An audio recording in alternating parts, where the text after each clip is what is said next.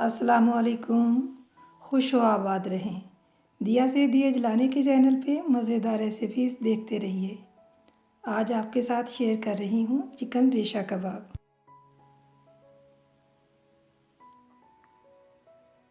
बिस्मिल्लाह करते हैं। चिकन रेशा कबाब बनाने के लिए बोनलेस चिकन लिया है मैंने 400 ग्राम। इसमें कुछ छोटे पीसीज हैं और कुछ बड़े पीसीज भी शामिल हैं। दाल 150 ग्राम है। इसको अच्छी तरह पानी से धोने के बाद 1 घंटा पहले मैंने भिगो दिया था। स्टोव के ऊपर जो बर्तन रखा हुआ है इसमें 4 कप पानी के डाले और तेज़ आंच पे इसको उबलने के लिए रख दिया। पानी को बॉयल आ चुके हैं। अब इसमें शामिल करूँगी नमक। 1/4 टीस्पून इसमें नमक शामिल कर दूँगी। नमक इसलिए शामिल किया है कि जब हम चिकन इसमें डालेंगे तो चिकन डालने से जो गंदी सी झाग बनती है वो नहीं बनेगी। एक एक पीस करके हमने चिकन बोनलेस इसमें शामिल करना है। एकदम पूरी प्लेट इसमें हम शामिल नहीं करेंगे, इसलिए कि इसकी वो अफादियत बिल्कुल ख़त्म हो जाएगी जो कि मैंने उबलते हुए पानी में चिकन को शामिल करना है। अगर बड़ा पीस है तो उसमें कट लगा लें। इसी तरह से एक एक पीस करके ही हम गर्म उबलते हुए पानी में चिकन बोनलेस शामिल करते जाएंगे, क्योंकि जब वो झाग आती है तो उसके अंदर से एक अजीब तरह की स्मेल आना शुरू हो जाती है। अगर हम उबलते हुए पानी में नमक डालते हैं और फिर उसमें एक एक पीस करके शामिल करते हैं तो वो गंदी सी झाग भी नहीं आएगी और उसमें एक अजीब तरह की स्मेल भी नहीं आएगी चिकन में से। चिकन रेशा में हमने जो मसाले इस्तेमाल करने हैं उनमें खुश्क धनिया, साबुत धनिया 1 टेबल स्पून भरकर है, 1 टीस्पून नमक है, 1 टीस्पून क्रश चिली है, 1/2 टीस्पून पिसी हुई लाल मिर्च है, 1 टेबल स्पून ज़ीरा है, 1 टीस्पून गरम मसाला मैंने लिया है। खुश्क धनिया और ज़ीरा इसको दोनों को मिक्स करेंगे और इसमें फिर मज़ीद हम डालेंगे 1 टीस्पून सौंफ इसमें शामिल करनी है और 1/2 टीस्पून अजवाइन इसको शामिल करेंगे। इन चारों चीज़ों को ग्राइंडर में डालकर मोटा सा ग्राइंड कर लूँगी, यानी दादर साइज़ की लुक देनी है। बहुत बारीक सूफ हम इसका नहीं बनाएंगे। ये देख सकते हैं कि ज़ीरा और साबुत धनिया को मैंने ग्राइंडर में डाला हुआ है। अब इसमें मज़ीद सौंफ और अजवाइन को भी शामिल कर रही हूँ और बहुत बारीक हम इसको नहीं बनाएंगे। ये मोटा सा इस तरह से दादर साइज़ की ये लुक देख रहे हैं। इस तरह से इस मसाले को हमने बनाना है जो कि रेशा चिकन कबाब में हम शामिल करेंगे।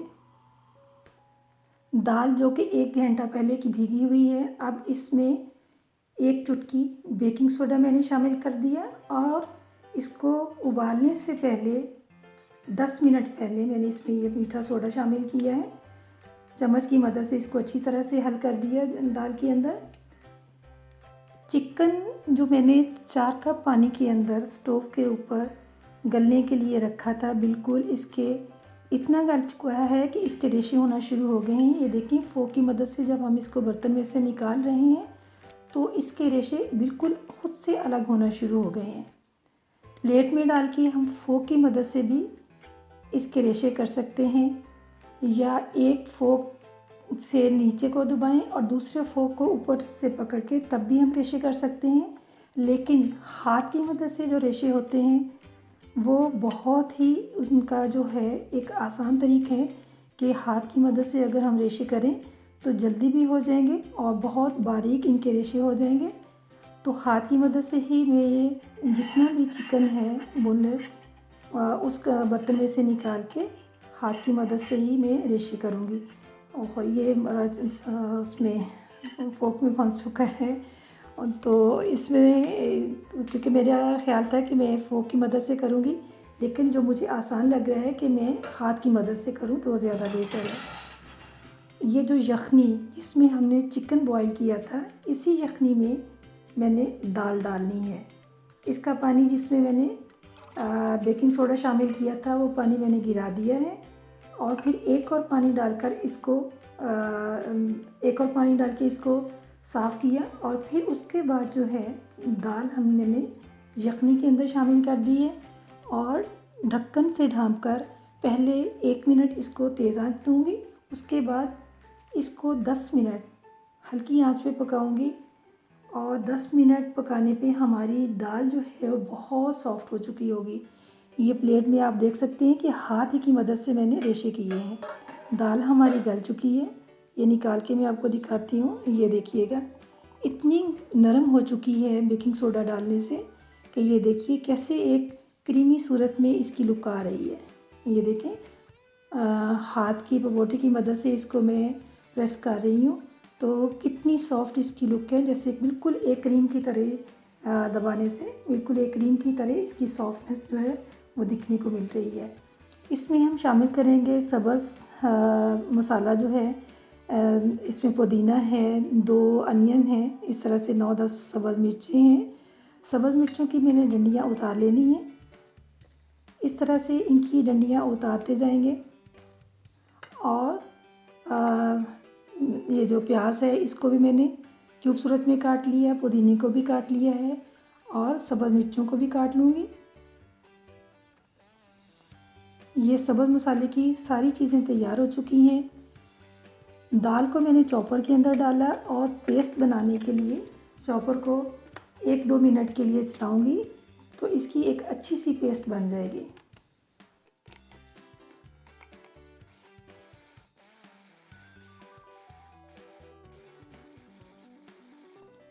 ये देखिए इसकी एक अच्छी सी दाल की पेस्ट तैयार हो गई है और अब इस स्टेज पे मैं इसके अंदर 2 टेबलस्पून दही के डाल रही हूँ। आप चाहें तो घर का बना हुआ दही भी इस्तेमाल कर सकती हैं, क्योंकि मेरे पास यही दही घर में था तो मैंने इसमें 2 टेबलस्पून भरकर ऊपर तक भरकर इसमें शामिल कर दिए हैं और आप देखेंगे कि कितनी अच्छी पेस्ट इसकी तैयार हो चुकी होगी, जो कि हम रेशा कबाब में शामिल करेंगे और उसकी सॉफ्टनेस का फिर आप अंदाज़ा लगाइएगा कि कितने सॉफ्ट हमारे रेशा कबाब तैयार होते हैं।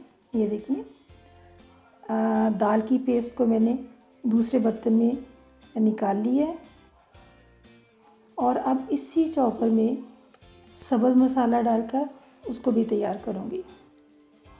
अच्छी तरह से इसको निकाल लेना है। अगर कुछ रह भी जाती है दाल की पेस्ट तो खैर है, क्योंकि अभी हमने इसमें सब्ज़ मसाला भी तैयार करना है, जिसमें 2 प्याज हैं, आधी गड्डी जो है पुदीने की है, 9-10 सब्ज़ मिर्ची हैं जिनको दरमियान में से 1-2 कट लगा कर काट लिया था। अब इसको भी मैंने चॉपर में डाल दिया और इसको वक्फे से मैंने प्रेस करना है चॉपर को इस तरह से। और इस तरह करने से हमारा प्याज, पुदीना और सब्ज़ मिर्चें ये देखें कितनी अच्छी तरह से चॉप हो चुकी हैं। जितना मुझे इनका मसाला बारीक चाहिए था, बहुत मोटा इसमें मसाला नहीं मैं डालूँगी कि वो उसकी जो एक तरह से लुक जो है वो हमारे कबाबों के अंदर नज़र आए। ये इस तरह का मसाला अच्छा भी लगता है, जायके में भी और दिखने में भी अच्छा लगता है। दाल के ऊपर मैंने ये सब्ज़ मसाला डाल दिया है। आप ये मसाला जात जिसमें क्रश चिली जो है 1 टीस्पून है, हाफ़ टी स्पून पिसी हुई है और बाकी खुश्क धनिया, साबुत धनिया, साबुत ज़ीरा उसको मोटा सा ग्राइंड करके वो इसमें डाल दिया। अब ये रेशे हैं इनको भी चॉपर के अंदर डालकर इसी रेशों की मदद से मैंने चॉपर को भी बिल्कुल अच्छी तरह से इसको भी साफ़ कर लिया। इसको हमने बिल्कुल जो हमारी दाल की पेस्ट थी उसको नहीं रहने देना। इसी तरह से ये ढक्कन को भी ये देखिए चिकन रेशा से इसको भी साफ़ कर रही हूँ। ये बेटे अल्लाह ताला की नेमतें हैं, इसको हमने बिल्कुल ज़ाया नहीं करना। खाने की चीज़ है और खाने की चीज़ के साथ ही कोई इसमें बुराई नहीं है कि इसके साथ अगर मैं ये ढक्कन को कर रही हूँ। हाथ बिल्कुल साफ़ हैं, चिकन के रेशे बिल्कुल अच्छी तरह से जिस तरह के इनको बॉईल करना चाहिए था हिफ़्ज़ान सेहत के असूलों से, उसी तरह से किया है। और हाथ भी बिल्कुल सही तरह से साफ़ हैं, क्योंकि ग्लव्स पहन के इस तरह के काम बिल्कुल नहीं हो सकते। जो हाउसवाइफ हैं वो इसी तरह से ही करती हैं और बिल्कुल हाथों को अपना सही तरह से साफ़ करना चाहिए। मेरी बेटियों को भी अच्छी तरह से हाथ धो के ऐसे काम करेंगी और मैंने भी अपने अच्छी तरह से हाथ धोए हैं और हाथों की ही मदद से मैं चिकन के जो रेशे हैं उनको जैसे आटे की डो बनाते हैं इसी तरह से मसल के इनको अच्छी तरह से मसलूँगी। बिल्कुल आटे की डो की तरह इसकी डो मैंने बनानी है और बेहतर तो ये है कि इसको डो बनाने के बाद कोई 15-20 मिनट मैं इसको रख दूँ, लेकिन क्योंकि मैंने आपको सारा कुछ दिखाना है तो मैं 10 या 20 मिनट का वेट नहीं करूँगी। फ़ौरी के फ़ौरी कबाब ही बना के आपके सामने बनाऊँगी, ताकि आपको पता चले कि किस तरह से कबाब बनाने हैं और इनकी क्या लुक आती है। लेकिन अगर हम इनको 10-20 मिनट का टाइम देते हैं तो जो अगर किनारे हल्के से भी क्रैक होते हैं तो वो बिल्कुल भी क्रैक नहीं होंगे, वरना ये दाल की अफादियत ही यही है। मैं जिस तरह से पेस्ट बना के मैंने रेशे में शामिल किया है कि इनके किनारे अभी भी बिल्कुल क्रैक नहीं होंगे। लेकिन अगर जो बेटियां कुछ नया सीख रही हैं तो उनको चाहिए कि 10-20 मिनट के लिए इसको छोड़ दें। इसी तरह से इतना मैंने अंदाज़न रेशा कबाब की डो जो बनाई है उसको अपनी हाथ में लिया है और हथेली के ऊपर रखा और दूसरी हथेली की मदद से उसको प्रेस करती गई।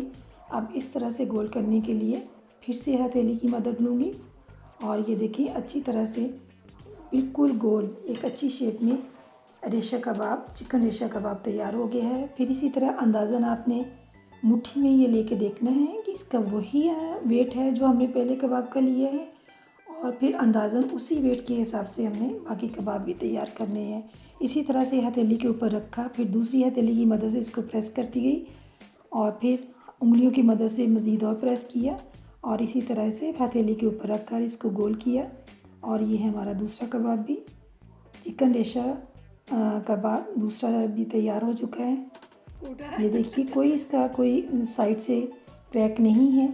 फिर से मैंने तीसरे कबाब के लिए भी अंदाज़न उसी तरह से डो में से कुछ लिया है, एक बैटर इसका लिया है डो का, वो लेके हथेली के ऊपर रखा, दूसरी हथेली की मदद से इसको प्रेस करती जाऊंगी। इस तरह से प्रेस करने से हमारी जैसे हम पेड़ा बनाते हैं तो इस तरह करने से हमारा पेड़ा अच्छा बनता है। इसी तरह से हथेली की मदद से हमारा कबाब भी जो है बिल्कुल इसमें कोई क्रैक नहीं आएगा। ये देख सकते हैं बिल्कुल आपके सामने लाइव ये हर चीज़ तैयार हो रही है और इस तरह से हमने ये 10-11 के करीब हमारे कबाब तैयार हो चुके हैं। चिकन रेशा कबाब की रेसिपी पसंद आए तो फैमिली फ्रेंड में ज़रूर शेयर कीजिए। अगर आप फर्स्ट टाइम मेरी रेसिपी देख रहे हैं तो सब्सक्राइब करने के साथ साथ बेल आइकन को भी क्लिक करना है ताकि मेरी हर आने वाली वीडियो का नोटिफिकेशन आपको मिलता रहे।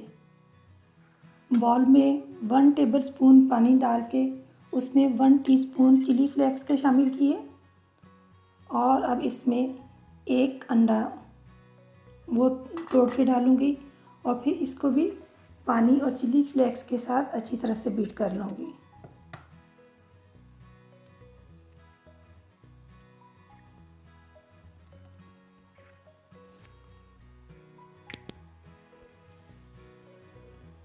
तवा के ऊपर मैंने ऑयल डाला हुआ है।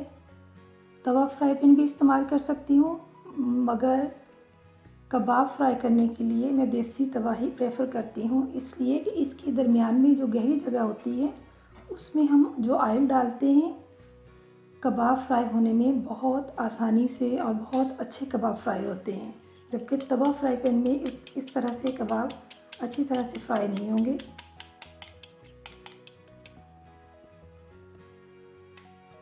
लो हीट पे तवे को मैंने गर्म होने के लिए रखा हुआ था ऑयल डाल के। अब इसमें अंडे के अंदर कबाब को डिप करके ये देखें कि मैंने बिल्कुल दरमियान में कबाब रखा है, इस तरह से डिप किया और इसको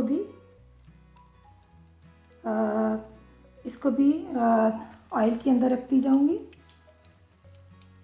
जैसे ही ये दरमियान में फ्राई हो जाएंगे फिर इनको एक साइड पे कर दूंगी।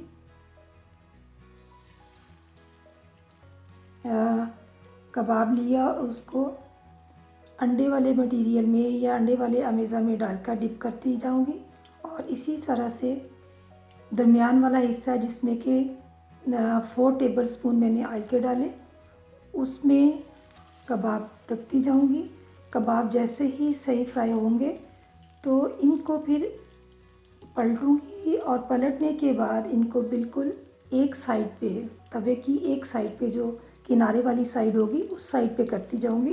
इस तरह से कबाब के अंदर बहुत ज़्यादा ऑयल चूसने का, वो जो ऑयल बहुत ज़्यादा कबाब लेते हैं वो ऑयल का इस्तेमाल भी ज़्यादा नहीं होगा, और बहुत वो एक तरह से ऑयली, जो जिस तरह से हम प्लेट में रखते हैं तो ऑयली सी प्लेट होती है उस तरह से भी नहीं होगी। और अच्छी तरह से पहले हमारे कबाब भी फ्राई हो चुके होंगे। इसी तरह से दरमियान वाले हिस्से से जहाँ के वहाँ कबाब मैंने ऑयल के अंदर रखे हैं एक साइड पे करती जा रही हूँ, क्योंकि इनका निचला हिस्सा अच्छी तरह से फ्राई हो चुका है।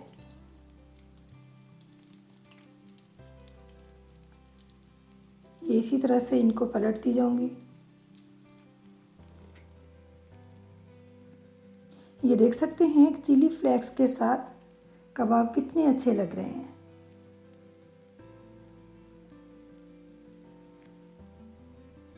इसी तरह से इनकी साइड पलटती जाऊंगी। ओहो, लगता है कि लो फ्लेम पे जो मैंने तवा के ऊपर ऑयल डाल के रखा हुआ था, लो फ्लेम पे था। अब मैंने इसको मीडियम फ्लेम पे जो करना चाहिए था वो मैं भूल गई थी। अब इसको मैंने मीडियम फ्लेम पे किया है, क्योंकि थोड़ी सी देर हो रही थी कबाब फ्राई होने में।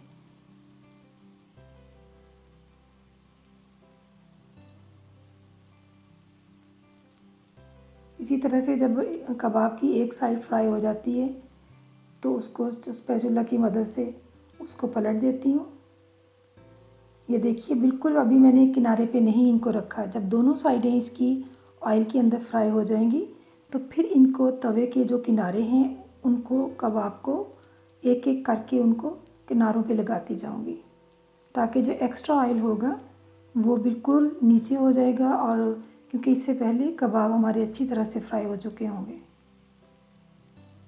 अगर आप उसी वक्त जब आपने सर्व करने हैं कबाब फ्राई कर रहे हैं तो फिर इनको इससे ज़्यादा फ्राई कर लें, यानी इनकी रंगत जो है थोड़ी सी और होनी चाहिए।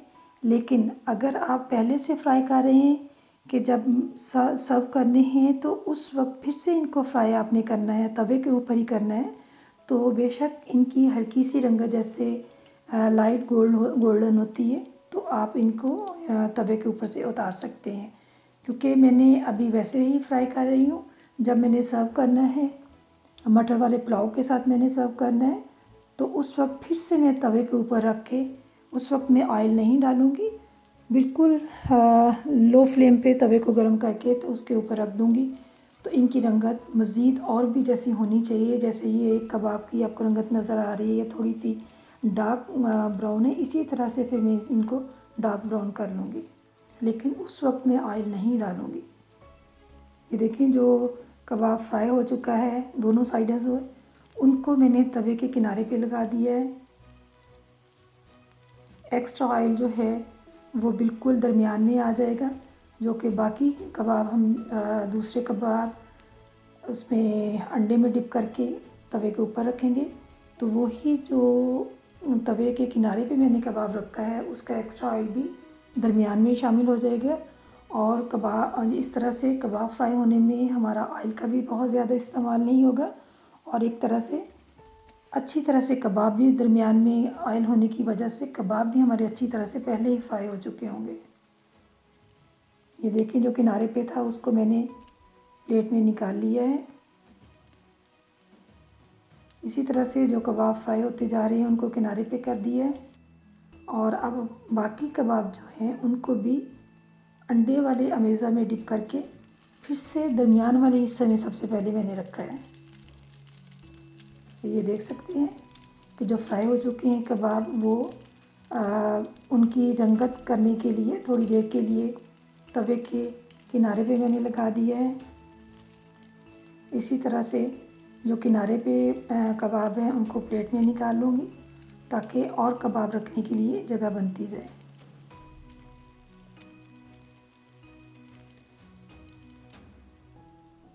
इसी तरह से बाकी कबाब भी अंडे वाले बैटर में डिप करके तवे के ऊपर फ्राई करती जाऊँगी।